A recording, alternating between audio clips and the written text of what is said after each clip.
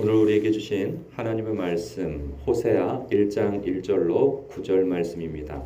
생명의 샘가 11월 9일 화요일 말씀 호세아의 결혼과 자녀들 함께 읽겠습니다. 우시야와 요담과 아하스와 히스기야가 이어 유다 왕이 된 시대 곧 요아스의 아들 여로보암이 이스라엘 왕이 된 시대에 도엘리의 아들 호세아에게 임한 여호와의 말씀이라.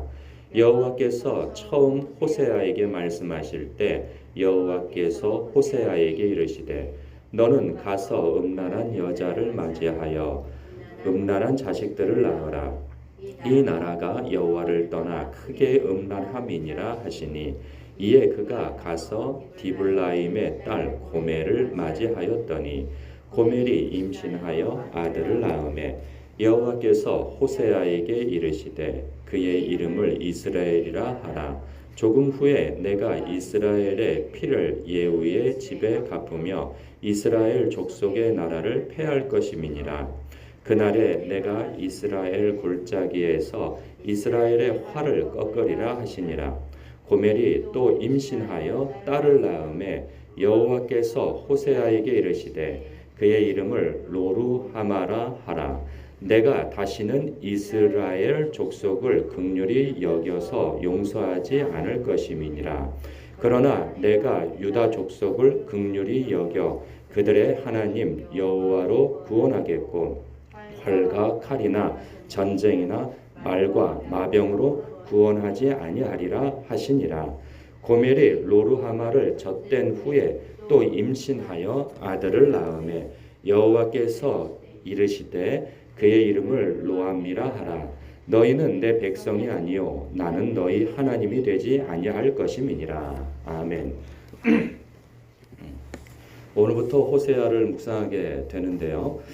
평소에 성경을 꾸준히 읽어 오신 분이 아니라면 호세아서를 묵상하는데 다소 어려움을 느끼게 될 거예요. 왜냐하면 이 시대적 배경이 좀 복잡하기도 하고요. 우리나라와 지금 현재하고 너무 그 시간적 간격과 문화적 간격, 시대적 배경이 너무나도 큰 간격을 갖고 있기 때문에 이 역사적 배경을 이해하기가 쉽지가 않습니다. 이 역사적 배경을 이해하려면 열왕기 하 부분을 좀 많이 탐독을 하여야 이 시대가 이런 시대구나라는 것을 알게 될 텐데 그렇지 않고서는 이렇게 설명 좀 듣고서 이게 어느 지점에 있는 때인가를 알아차리기가 쉽지가 않습니다.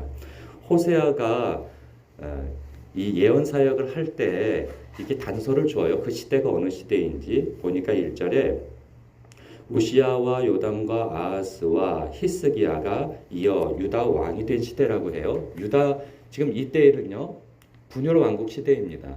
그래서 남유다가 있고 북이스라엘이 있어요. 근데 지금 호세아는요 북이스라엘의 선지자이고요 북이스라엘에 대한 예언 사역을 하게 됩니다. 그런데 지금 상대적으로 남유다는 어떤 시대인가, 어떤 왕들이 통치하던 시대인가를 이렇게 비교하면서 지금 호세아가 지금 사역하고 있는 그 시대를 객관적으로 이렇게 보여주고 있는 거죠. 보면 우시야, 요담, 아하스, 히스기야 이렇게 이름이 나오는데 우시야라고 하는 이름이 좀 익숙하기도 하고 아주 익숙한 이름이 한 명 있죠. 히스기야입니다. 히스기야 왕은 웬만하면 다 알죠. 그가 기도로서 그러니까 아수르의 대군 18만 5천 명을 기도로서 물리친 왕입니다. 그래서 굉장히 믿음 있는 왕으로서 정평에 나 있는 왕입니다. 이러한 유다의 왕이 있었던 그 시대에 누가 북이스라엘의 왕으로서 통치를 하고 있었는가 보면 이 요아스의 아들 여로보암이 이스라엘 왕이 된 시대라고 얘기하고 있어요. 그러면 여기 이 여로보암은 누구인가? 성경에는 동명이인이 많습니다. 여로보암 이 북이스라엘의 왕정을 이해하는 사람은 초대 왕이 여로보암이었어요. 남유다에는 르호보암이고 북이스라엘은 여로보암이었어요. 지금 이때에는 시간이 한참 지난 이후입니다. 한 170년 정도 지난 이후에 또 다른 왕인 여로보암이에요. 그래서 여로보암 2세라고 불리는 겁니다. 그러니까 같은 왕이 아니에요.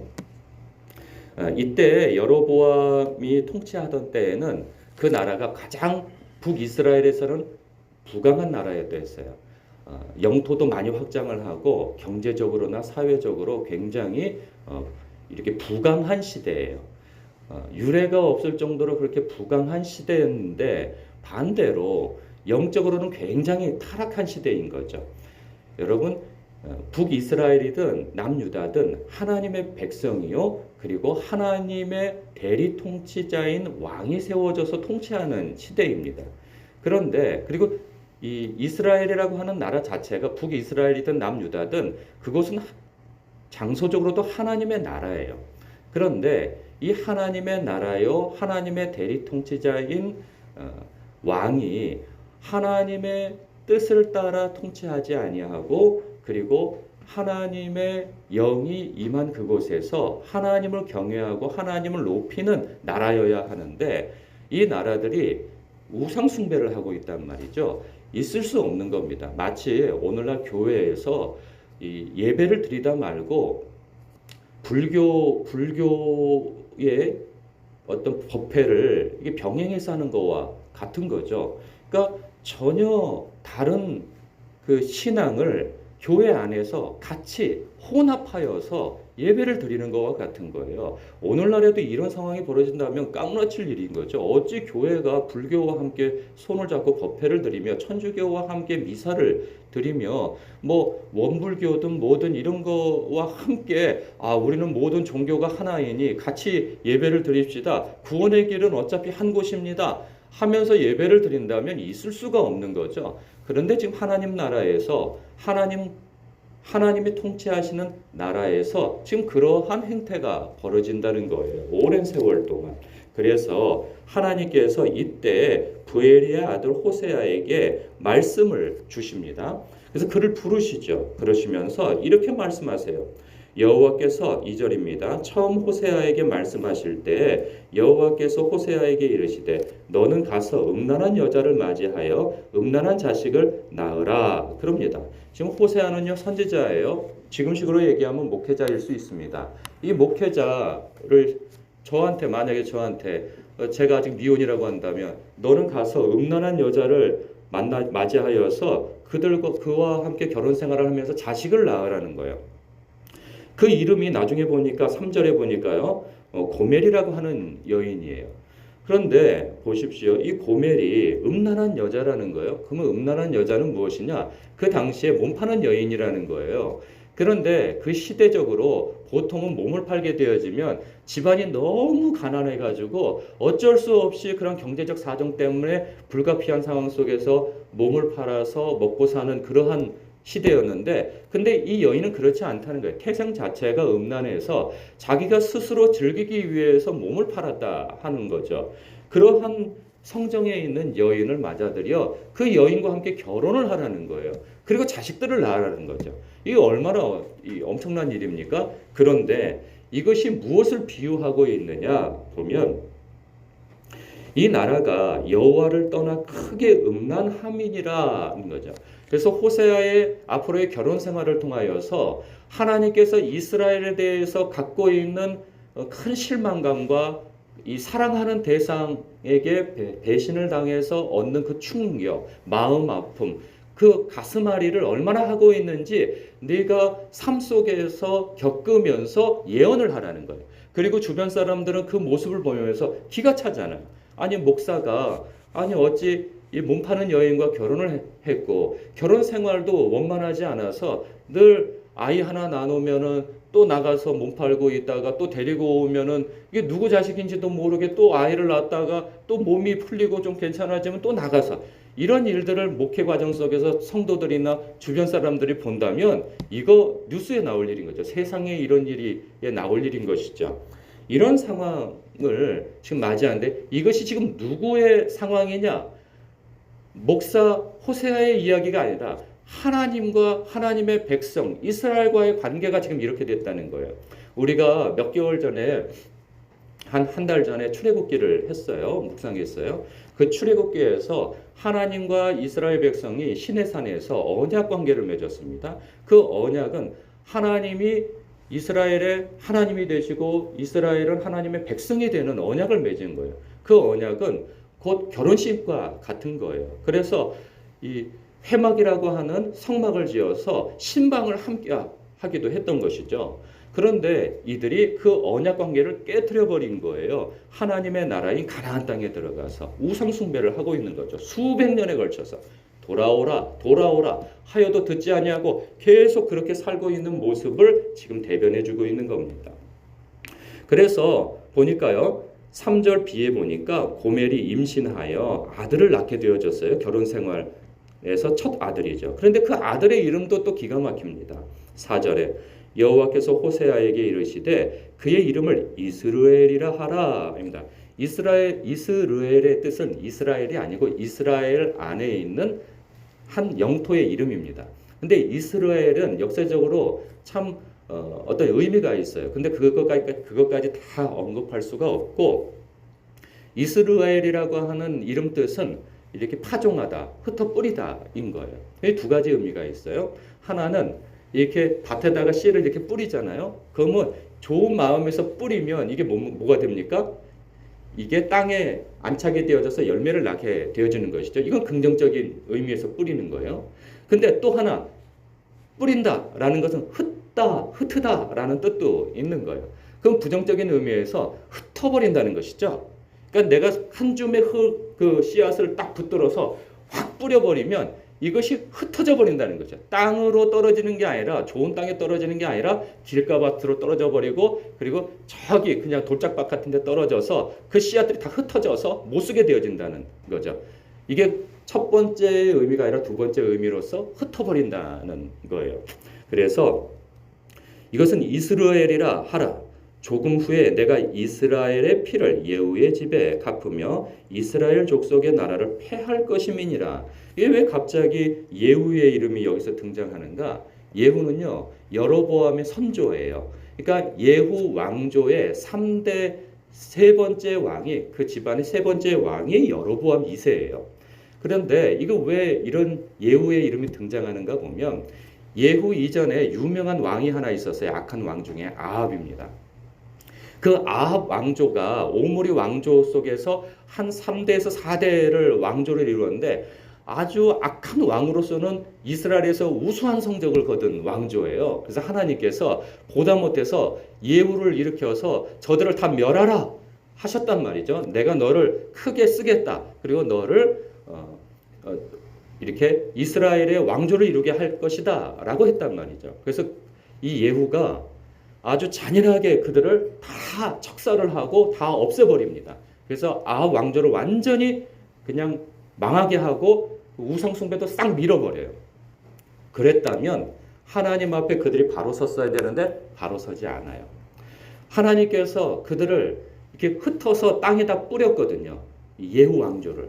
그런데 3대째가 되어지도록 그들은 하나님께서 그들을 왕을 세워주신 것은 감사하지만 그 이후에 여전히 우상 숭배를 하는 왕조가 되어져 버려요. 그래서 여로보암 때는 아주 극단적으로 그 시대가 악하게 흘러간 것이죠.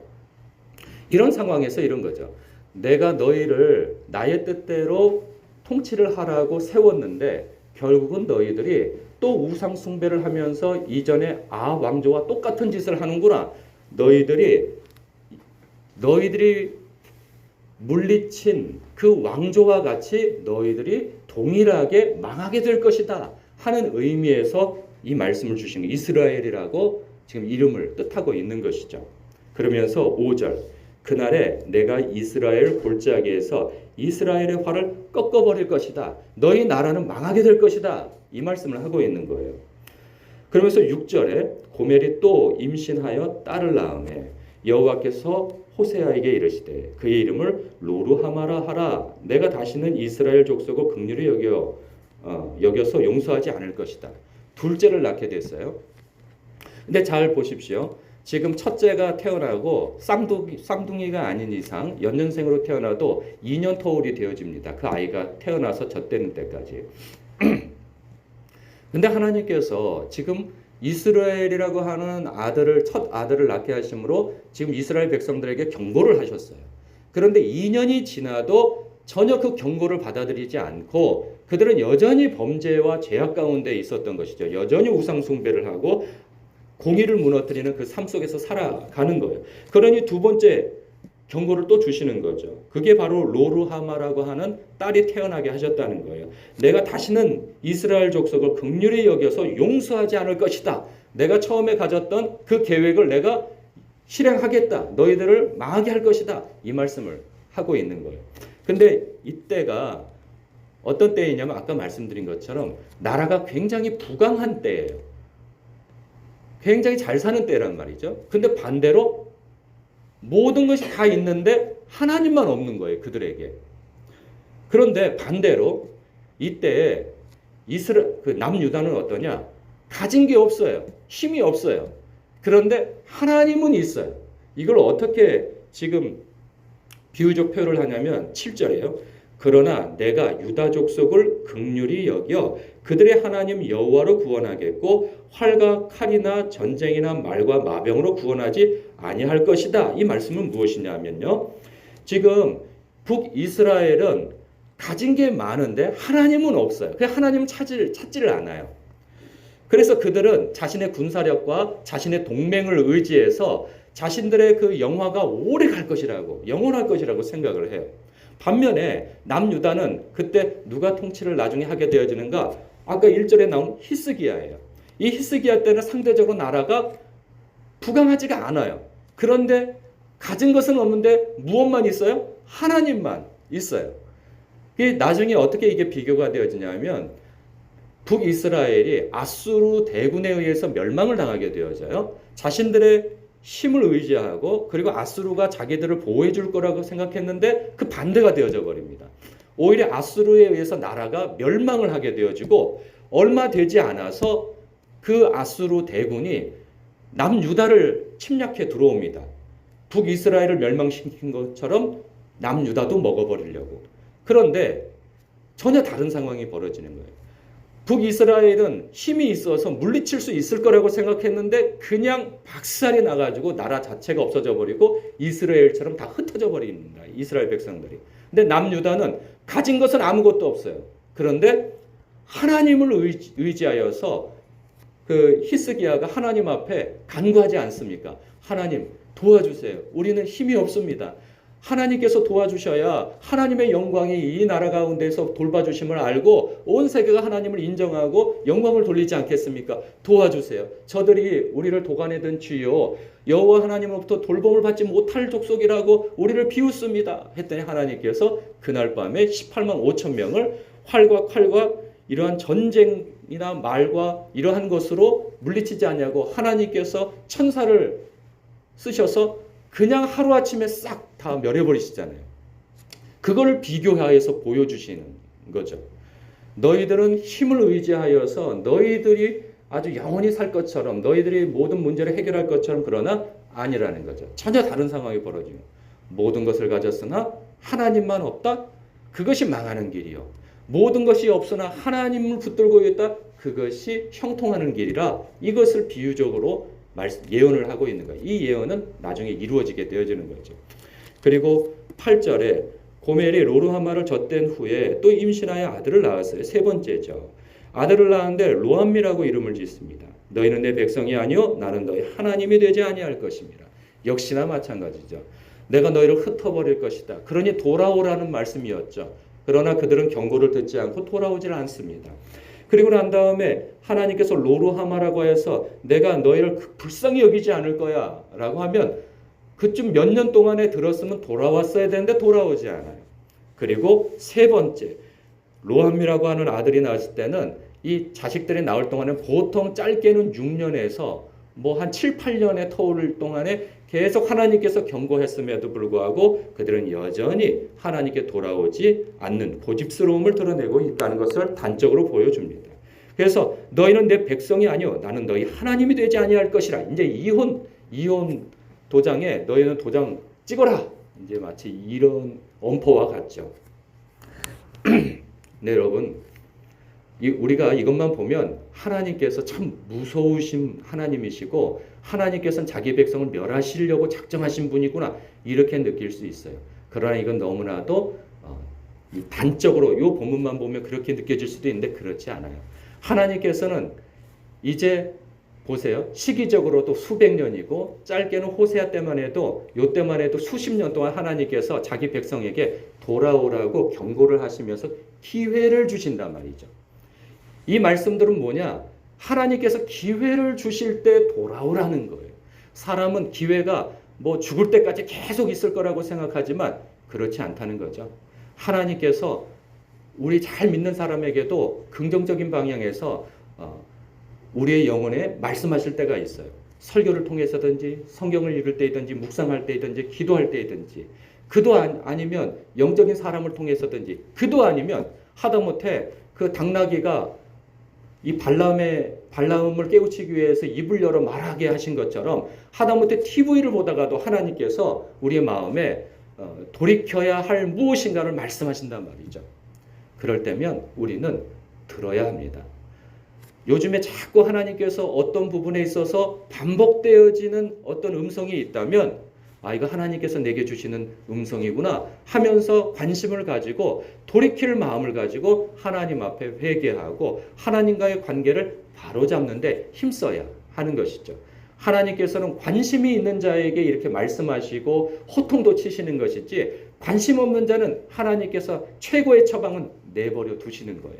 여러분 마음 가운데 혹여라도 어떤 죄책감이나 혹여라도 어떤 찜찜한 그러한 것들이 있다면 그것은 성령님께서 주시는 마음이라 생각하시고 하나님 앞에 빨리 바로잡아 고쳐서 주님을 닮아가는 영적인 삶을 온전한 삶을 살아가시는데 참으로 이 말씀 묵상이 힘이 되시길 도움이 되시길 주님의 이름으로 축복합니다. 기도하겠습니다.